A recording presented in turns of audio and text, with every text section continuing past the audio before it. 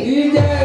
बहुत बहुत धन्यवाद। कृष्ण महाराज को पढ़ने के लिए आपको गीता का अध्ययन करना पड़ेगा, महाभारत को पढ़ने पड़ेगा। ये पुराण बनाने वाला अगर पेट नहीं भर जाता, महर्षि स्वामी दयानंद महाराज लिखते सत्याप्रकाश के अंदर, तो ये कृष्ण के साथ बुराई नहीं आती। ओम जी ओम। बहुत बहुत धन्यवाद आपका।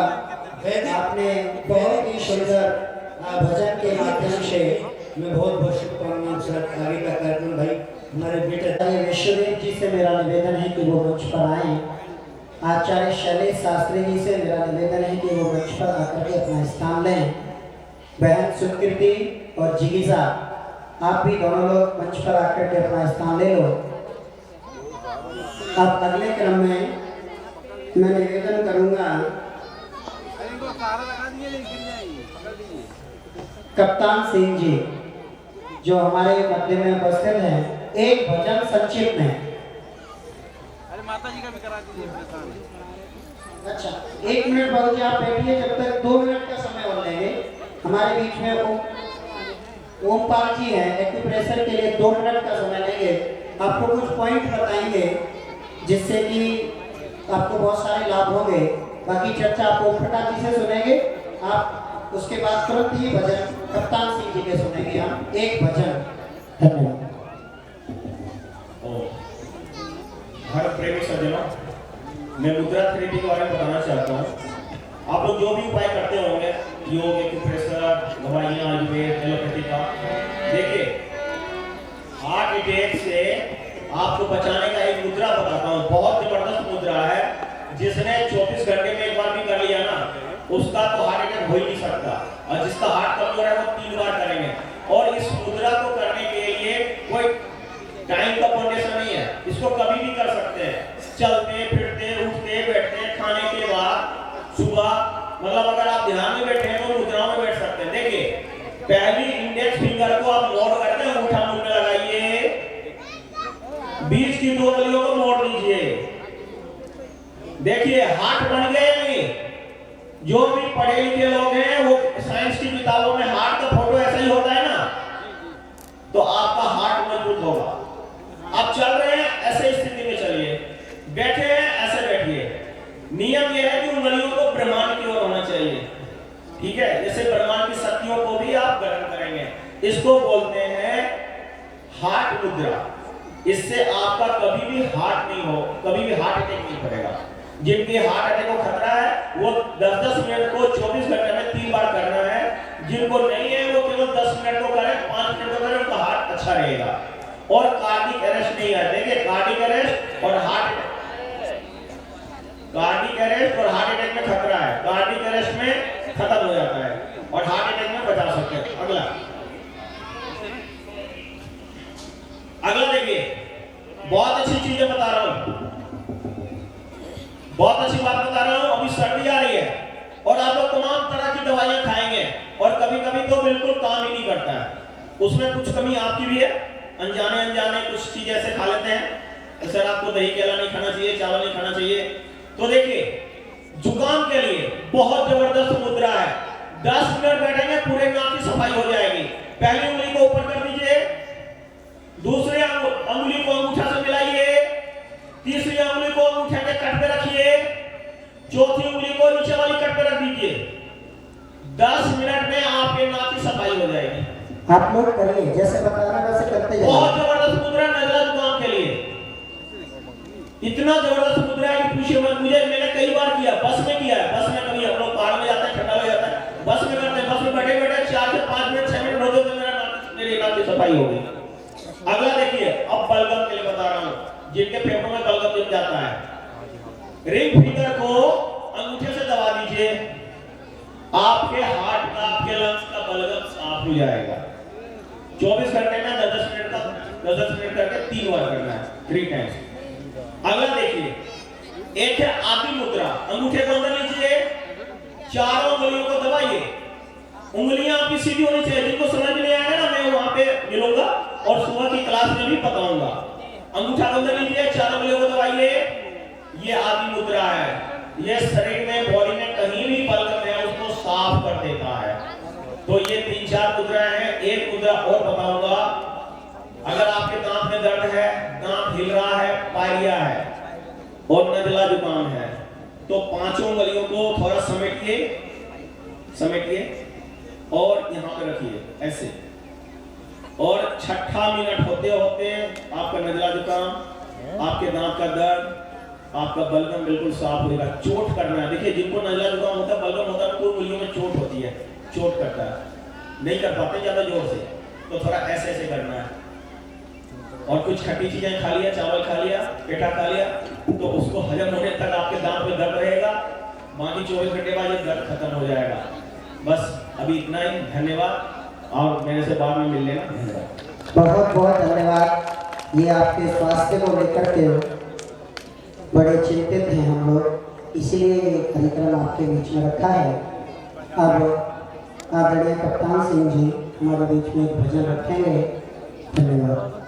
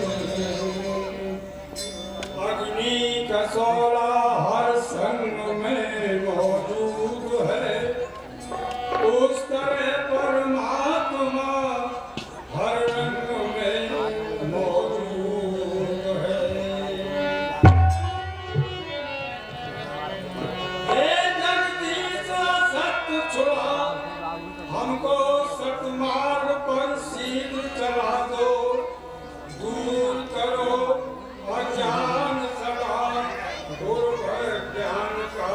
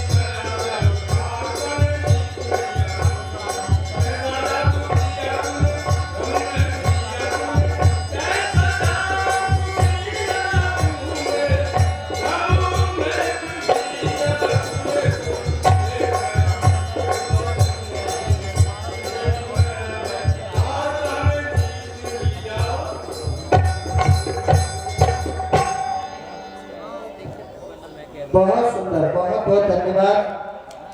हमारे बीच में बहुत ही सुंदर भजन प्रस्तुत किया। अगले क्रम में ओम प्रकाश जी हमारे बीच में उपस्थित हैं। फ्रंटियर में जी हमारे बीच में उपस्थित हैं। मेरा उनसे निवेदन है कि वो भी एक छोटा सा भजन हमारे बीच में प्रस्तुत करें। धन्यवाद। बेहद भूमिका थे समय का वेदा हमेतम पुरुषम महांतम आदित्य वर्णम तम च परस्ता तमेव विदित्वा तिम्रतुमेति नान्य पंथा विद्यते अनाय।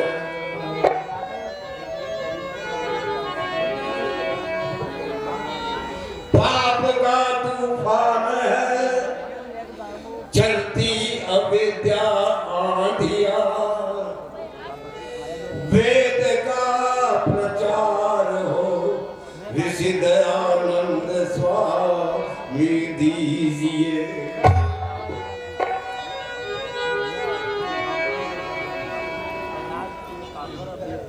आदरणीय स्टेज संचालक और आए हुए सभी भद्र पुरुषों, माता, बहनों, बुजुर्गों, नौजवान और प्यारे बच्चों, ये जो रात घाट के ऊपर इतना बड़ा पंडाल और एक प्रोग्राम हो रहा है, ये परमात्मा की कृपा है और स्वामी महेश्वरानंद जी की कृपा है जो यहाँ गुरुकुल बनाया। अभी आपके सामने भजन सुन रहे थे हमारे ये तीनों साथी जो बिहार से आए हैं, ये भी और दर्शन देव और कप्तान सिंह और ये हमारे दोनों साथी और बेटी मनोरमा भी मंच पर बैठी है। इसका भी भजन होगा। ये महर्षि दयानंद की कृपा है। और कल से कई सज्जन कह रहे थे फ्रंटियर साहब आपको टाइम नहीं मिल रहा। मैं भी मेरा हमें तो जब मिलेगा जब बारात चली जाए, तो इसलिए मैं स्वामी जी का भजन आप सुन रहे थे, इसी संकल्प जोड़ता हुआ और आपको भजन सुना रहा हूँ। और जो हमने तर्ज रेडियो स्टेशन आकाशवाणी दिल्ली पर जिसको हम ब्रॉडकास्ट करते थे, आज वही हरियाणा की तर्ज आपके सामने रखी जाएगी और आप जरा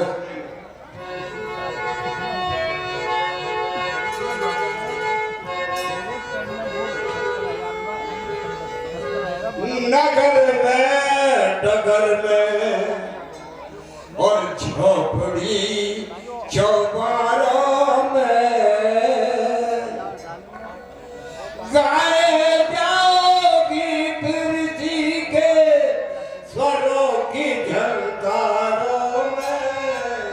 नगर में डगर में झोपड़ी चौबारों में गाए जाओगी फिर के स्वरों की झंकारों में।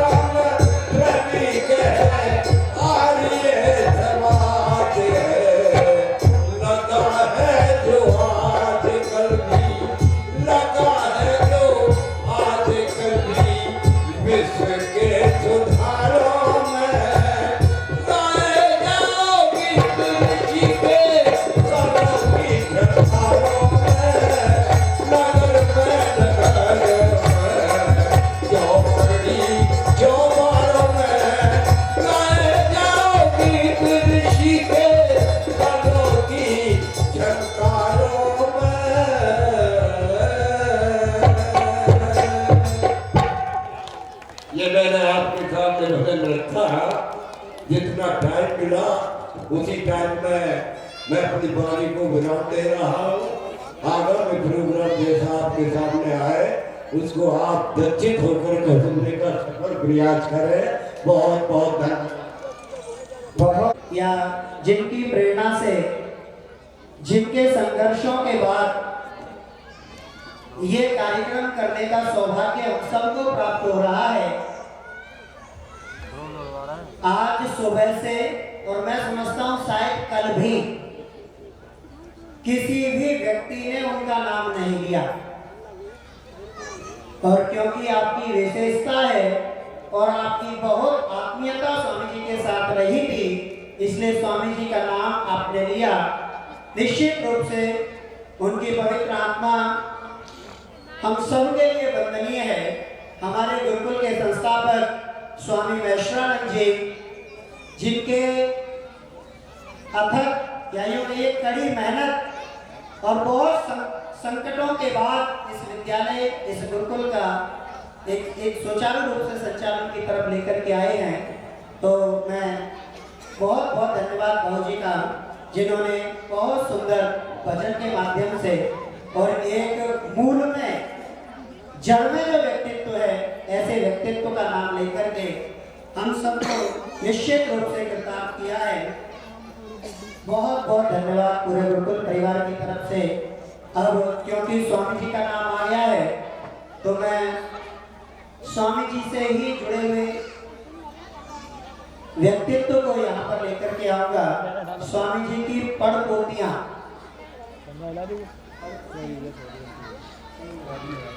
स्वामी जी की पड़पोतियां आचार्य नरेंद्र शास्त्री जी की सुपुत्री बहन सुकृति और जिगीसा आपके बीच में एक भजन लेकर के आ रही हैं। इन दोनों ही बेटियों का, दोनों ही बहनों का आप दक्षित होकर के भजनों को सुनेंगे और उत्साह वर्धन करेंगे, ऐसी मैं आप सब लोगों से आशा करता हूँ। धन्यवाद। फोटो साइड से ले लो। भैया म्यूजिक वाले म्यूजिक बजाएंगे।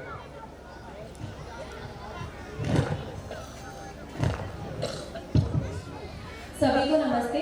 जैसा कि आज हम यहाँ पर उपस्थित हुए हैं स्वामी जी की 200वीं जयंती मनाने के लिए, तो महर्षि स्वामी दयानंद जी को योगी भी कहा जाता था, तो इसी के ऊपर हमारा एक छोटा सा भजन है जो हम आपके सामने प्रस्तुत करना चाहते हैं।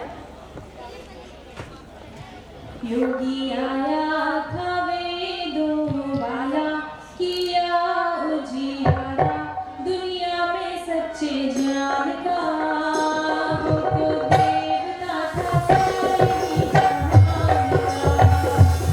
योगी आया था वेदों वाला, उजियारा दुनिया में सच्चे ज्ञान का, वो तो देवता था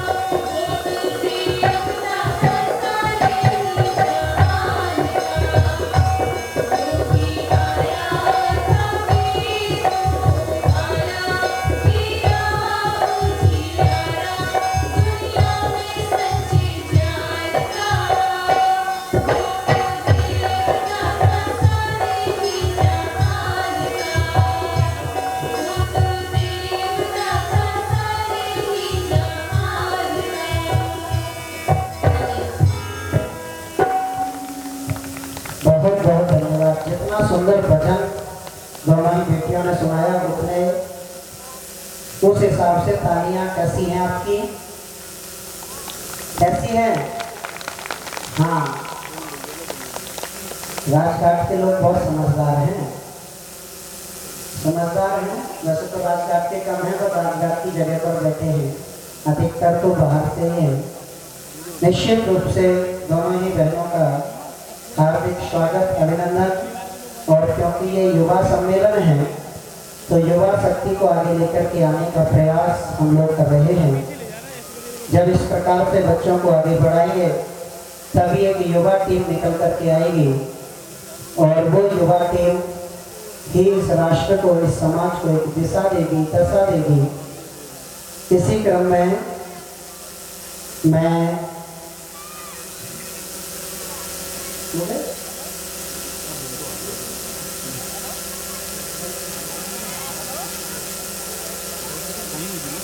अच्छा, निश्चित रूप से हमारे बीच में आज युवाओं का एक सहयोग बस कह लीजिए या सरकारी छुट्टी कह लीजिए कि ज़्यादातर युवा हमारे बीच में उपस्थित हैं, क्योंकि आज की छुट्टी मिल गई, कल संडे है ही, तो सभी लोग आराम से आज आ गए हैं। तो युवा उपदेशों को जब हम सुनेंगे तो निश्चित रूप से हमें बहुत कुछ नया, जिसे आजकल आप मोबाइल से समझते हैं, अपडेट हो जाएंगे। अपडेट होते ना, नया नया वर्जन आता जाता है, ऐसे ही हम सब लोग भी अपडेट होंगे, क्योंकि ये युवा निश्चित रूप से अपडेट करने का कार्य करते हैं। इस क्रम में मैं आचार्य सत्यवान शास्त्री जी जो विशाल से हमारे बीच में पहुँचे हैं, मैं उनसे निवेदन करूँगा कि वो अपने विचारों से हम सबको कृतार्थ कर रहे हैं।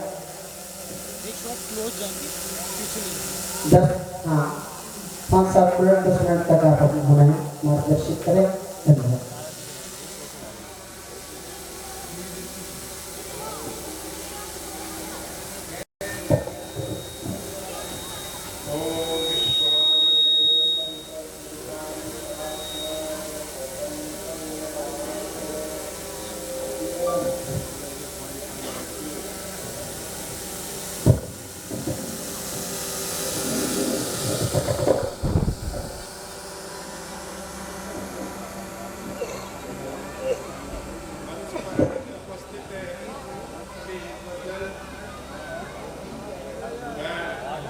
भैया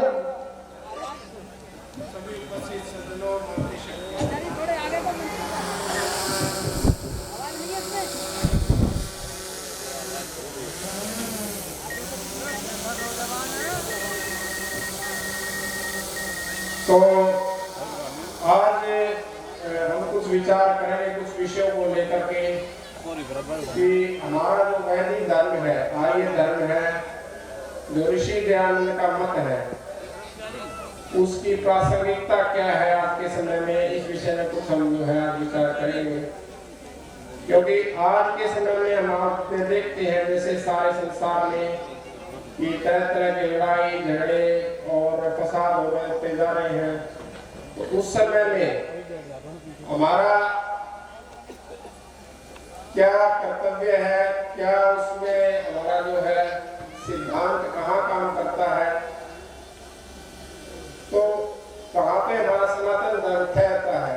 तो यदि हम सनातन धर्म की बात करते हैं तो सनातन धर्म को अगर हम गहराई से देखें तो जो ऋषि दयानंद ने जो वास्तव में जो मत दिया है हमारे को, ऋषि दयानंद ने जो उनको सत्यार्थ प्रकाश के माध्यम से विचार दिया है, जो अन्य ग्रंथों के माध्यम से विचार दिया है, वही जो है हमारे सही वास्तविक सनातन धर्म को दर्शाता है। तो ये आज की ये बहुत जरूरी विषय है जो हमको समझना चाहिए। आर्य लोगों को सबसे पहले अगर किसी को जवाब देना है तो उनको स्वयं सिद्धांतों को पढ़ना चाहिए, समझना चाहिए। तो जैसे आज के समय में एक बहुत बड़ा मुद्दा है जातिवाद का, तो समाज में क्या है, जातिवाद फैला हुआ है पूरी तरह से। सवर्ण और जाति, अगड़ी जाति, पिछड़ी जाति का बहुत ज्यादा मतभेद कर दिया है जो हमारे राजनीतिक लोगों ने तो ये आज का नहीं है, ये अगर मैं इसकी बात करूँ तो ये बहुत पहले का, ये ब्राह्मण समाज का किया गया है सारा का सारा। जो हमारी कर्मना व्यवस्था थी, जो कर्म के अनुसार बांटी गई थी, जो जन्मना जयते शूद्र संस्कार ये बात कही जाती थी कि मनुस्मृति में भी ऐसा कहा है कि ब्राह्मण जो है कर्म से, ब्राह्मण क्षत्रिय वैश्य शूद्र ये चारों कर्म से होते हैं। लेकिन जो हमारे जो पौराणिक वर्ग के जो ब्राह्मण उन्होंने क्या कर दिया, इसका जन्मना का कर्मना का जन्मना कर दिया। तो ये इतनी एक पॉइंट तो छोटा सा दिखाई देता है आपको कि क्या जन्मना का कर्मना का जन्मना कर दिया, लेकिन जो कर्म से जो ये था ब्राह्मण क्षत्रिय वैश्य शूद्र, जो ब्राह्मण का कार्य करता था कोई, जो वही ब्राह्मण माना जाता था। जो क्षत्रिय का जो फौज का कार्य करता था, जो पुलिस का कार्य करता था, वही जो है क्षत्रिय माना जाता था। जो खेती करता था, व्यापार करता था, वही जो है वैश्य माना जाता था। सेवा कार्य करता था, वही शूद्र माना जाता था। तो ये हमारी व्यवस्था समाज में बिल्कुल सही थी। तब तक ये चलती रही, जब तक कर्मणा व्यवस्था चलती रही, तब तक हमारा समाज जो है सब एकजुट होकर रहा करते, सारे के सारे मिलजुल के काम किया करते अपने अपने। लेकिन हमारे ब्राह्मणों ने क्या किया, ब्राह्मणों ने भी उसको जो है सिर्फ कर्मणा से जन्मना कर दिया। तो यही ज्ञान का फल होता है। ज्ञान है छोटी सी चीज, लेकिन वो समाज में कितना बड़ा भयभेद नहीं आया। बात को समझना चाहता हूँ कि जन्म से क्या हुआ कि ब्राह्मण जो था, जो कर्म से ब्राह्मण अच्छा पढ़ा लिखा था, लेकिन उसके बेटे ने जो है पढ़ना बंद कर दिया, बिल्कुल जो है कुछ भी नहीं पढ़ा, बिल्कुल मेरा नहीं करूँगा, लेकिन तो कोई काम मूर्ख है। अभी उसको लोग क्या कह रहे हैं, लोग कह रहे हैं कि जो आप जो है बोलते मतलब उसको पूछ रहे हैं, ब्राह्मण जी हैं, तो उसको उसकी बातों को मान रहे हैं। तो अच्छा ये बताओ कि क्या होगा फिर समाज का, लोग मूर्ख की बात को पूछेंगे, मूर्ख की बात को मानेंगे, तो समाज का क्या होगा, ये आप सोच सकते हो। और जो शूद्र था, शूद्र जो अम्बेडकर जैसा पढ़ा लिखा व्यक्ति था, उसने इतना पढ़ा लिखा, लेकिन फिर भी PhD करने सब कुछ कर दिया, इसमें पढ़ के आ गया, लेकिन उसके साथ क्या हुआ, उसको जो है इतना पढ़ लिखने के बाद भी, नौकरी लगने के बाद भी जो उसके लिए अलग घड़ा रखा जाएगा, अलग घड़ा रखा जाएगा। कहते हैं जो है ये ब्राह्मण का घड़ा नहीं है, शूद्र का घड़ा है, शूद्र के घड़े में पानी पीना है। उसको इतनी गहरी चोट लगी, देखो मैंने इतना पढ़ लिख लिया, लेकिन मेरी कीमत क्या है, इतनी सी है, मेरे लिए अलग घड़ा रखा जाता है। और जो बिल्कुल पढ़ा लिखा नहीं है, उसके लिए अलग घड़ा रखा जाता है, उसको वादन दिया जाता है, मेरे को वादन नहीं दिया जाता। तो उसने जो है इसके संविधान में ऐसे संशोधन कर दिए हैं, तो ये कितना बड़ा भेद पैदा कर दिया है कि वो इसके कारण जो है अगड़ी जाति पिछड़ी जाति का दो वर्ग खड़े हो गए। तो वही वर्ग जो है आज समाज में अगर आप देखते हो वही काम करते हैं। एक अगड़ी जातियां बन चुकी हैं, अगड़ी जातियां पिछड़ी जातियों को पसंद नहीं करती है। अब तो खैर परिवर्तन आया है, नहीं है परिवर्तन नहीं आया, ये समाज ने काम किया उससे। और ये यानी समाज के काम का पता मैं बताऊँ आपको, इसके साथ साथ बहुत सारे लोग जुड़े हैं, तब समाज में परिवर्तन आया है। अगड़ी जाति वाले लोग पिछड़ी जाति को पसंद नहीं किया करते, उनको जो अधिकार नहीं दिया करते, उनको जो शोषण किया करते। फिर पिछड़ी जाति वालों में इतना विद्रोह हो गया, अब जो है मामला ही उल्टा हो गया। अब जो है सरकार ने पिछड़ी जाति वालों को इतने अधिकार नहीं दिए कि अगली वाली जाति वाले पिछड़ी जाति सुनने लगे, वो कहेंगे हमारे तो पिछड़ी जाति नहीं ला हुआ। जो सवर्ण जाति वाले ये कहते हैं हमारे को पिछड़ी जाति मिला हुआ। तो ये क्या था, ये मैंने बताया ना, छोटा सा कर्मणा से जन्मना कर दिया, उसी का इतना बड़ा भेद खड़ा हो गया।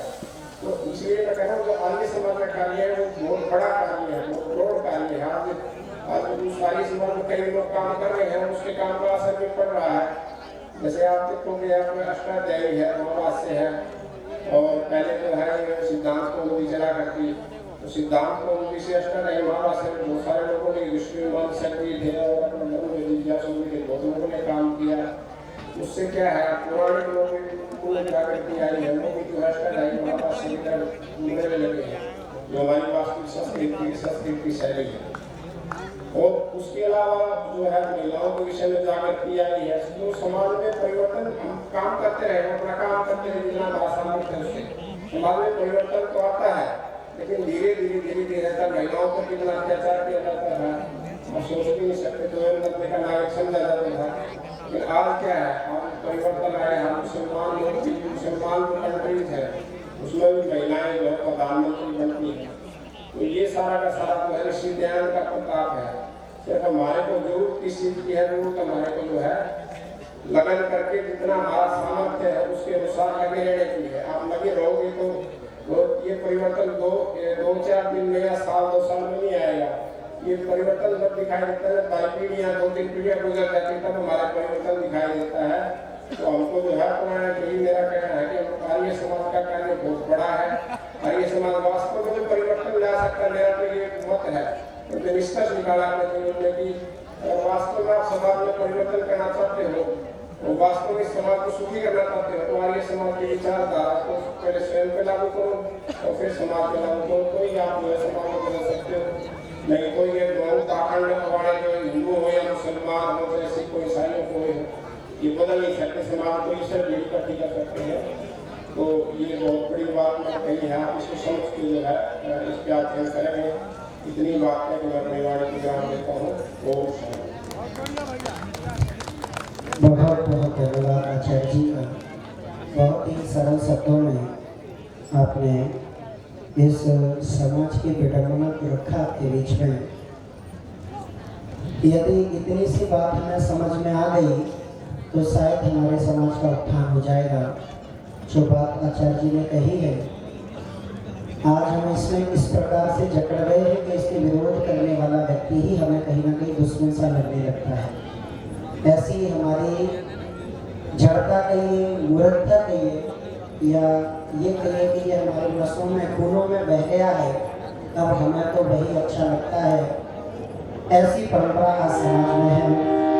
मैं एक और नौजवान जो इस मंच पर सबसे कम आयु का है, ऐसे नौजवान को आमंत्रित कर रहा हूँ। वेदामृत आर्य जी, ये आदरणीय स्वामी जी के चौथी पीढ़ी के व्यक्तित्व हैं। निश्चित रूप से आगे की जिम्मेदारी आपके ऊपर ही है। आप लोग इनको ध्यानपूर्वक सुनेंगे और देखेंगे कि संस्कारों का कितना बड़ा महत्व होता है।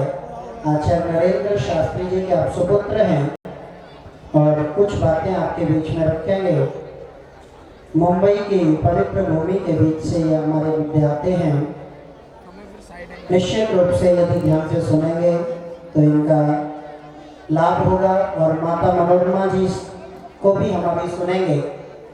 आप चिंता मत करिए, आपका इसके बाद, इनके बाद ही आपका नंबर है। आइए वेदामृत जी।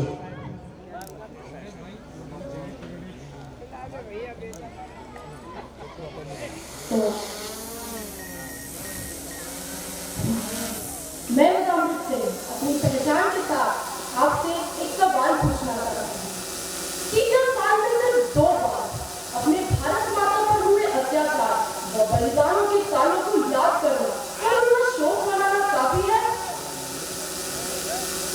मुझे तो नहीं लगता, परंतु मैं यह भी नहीं कहूँगा कि हमें खुद जाकर अपनी जान दे देनी चाहिए, लेकिन हमें अपनी क्षमता के अनुसार कार्य करते रहना चाहिए, क्योंकि हमारी मातृभूमि से बढ़कर कुछ नहीं। और अगर हम अपनी मातृभूमि की पुकार न सुन पाए तो हमारा जीवन किस तरह। इस पर एक बात याद आती है, भूल न जाना भारत माता के सपूतों का बलिदान, भूल न जाना भारत माता के सपूतों का बलिदान, जो हुए थे इस दिन के लिए हथ-हथ कर बलिदान, जो हुए थे इस दिन के लिए हथ-हथ कर बलिदान, आजादी की खुशियां मनाते हुए लो ये शपथ कि बनाना है भारत देश को और भी महान, कि बनाना है भारत देश को और भी महान। पहले मुगलों ने, फिर अंग्रेजों ने हमारे देश पर राज किया, लेकिन आज भी स्थिति ठीक नहीं है। आए दिन सरहदों पर हमारे वीर जवान अपनी जान की फिक्र करे बिना भारत माता की सेवा में लगे हुए हैं। वहीं कहीं और कुछ लोग अपने ही देश से गद्दारी कर रहे हैं। मैं उनको एक बात याद दिला दूं, देशद्रोही से बड़ा कोई कलंक नहीं और इसकी भरपाई किसी भी चीज को करने से नहीं होगी। इस पर एक बात याद आती है, कुछ तो बात है मेरे देश की मिट्टी में सहा, कुछ तो बात है मेरे देश की मिट्टी में सहा, सरहदें कूद कर आते हैं इस मिट्टी में दफन होने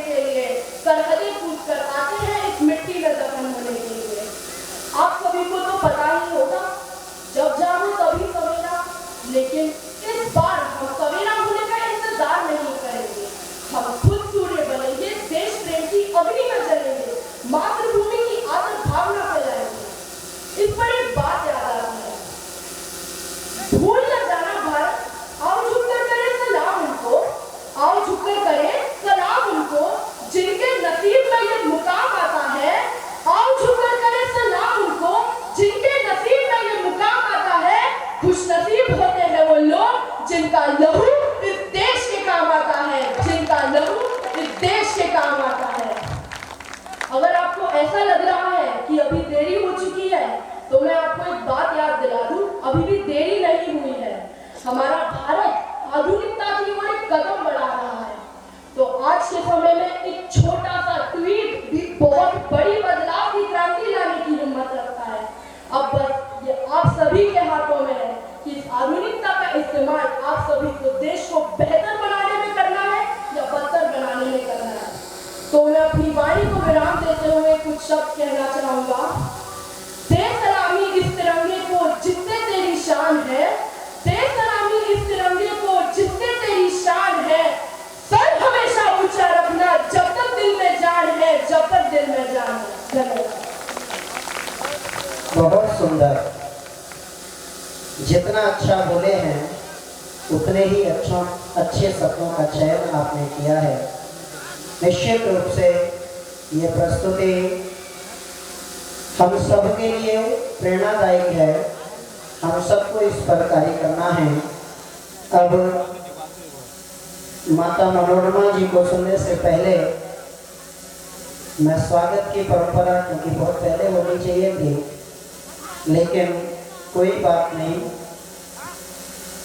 अब स्वामी गीतानंद जी महाराज जी से मैं निवेदन करूंगा और स्वामी अमरेश्वरानंद जी से कि आप दोनों लोग खड़े हो जाएं और सर्वप्रथम आचार्य सूर्यदेव वेदांशु जी को माला पहना करके सम्मानित करें, इनका स्वागत करें। आदरणीय बड़े भाई, आपको बीच में एक माला।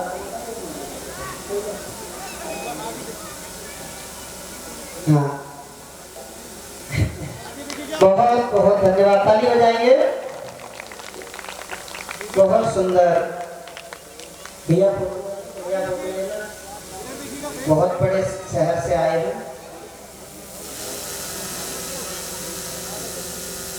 बहुत सुंदर। अगले क्रम में स्वामी जी महाराज, आप दोनों लोग 2 मिनट तक खड़े रहिए। अगले क्रम में मैं बड़े भाई आचार्य विश्वदेव जी से निवेदन करूंगा कि वो भी, उनका भी सम्मान दोनों ही स्वामी जी महाराज करेंगे।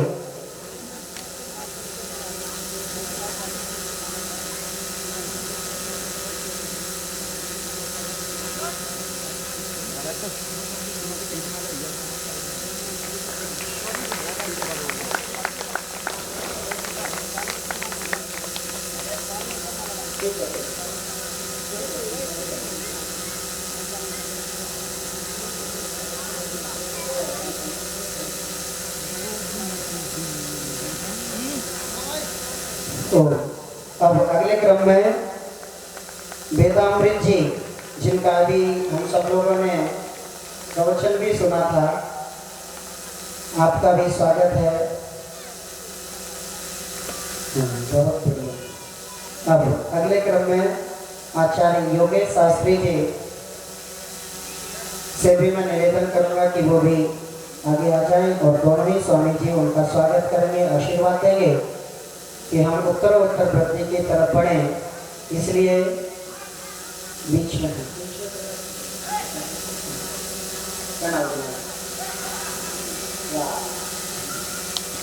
बहुत बढ़िया। बहुत सुंदर। अगले क्रम में मैं आचार्य सत्यवान शास्त्री जी, जो हमारे बीच में इस साल से चल करके आए हैं, मैं उनसे भी निवेदन करूंगा कि उनका भी सम्मान, स्वागत गुरुकुल परिवार कर रहा है। आप भी बीच में आ जाइए। थोड़ा सा पीछे हो जाइए। चलिए, बहुत बढ़िया, बहुत सुंदर। आचार्य अवनीश शास्त्री जी आगे आ जाएंगे, उनका भी स्वागत दोनों ही स्वामी जी करेंगे, आशीर्वाद देंगे। आचार्य अवनीश शास्त्री।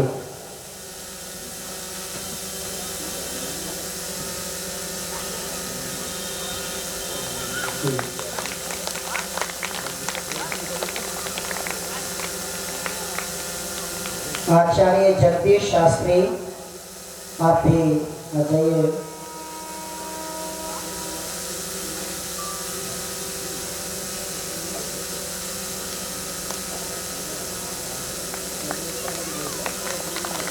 बहुत बहुत धन्यवाद। अब दोनों ही बेटियां पहले स्वीकृति, आप आओ, आपको भी माल्यार्पण करके दोनों ही स्वामी जी की पोती हैं।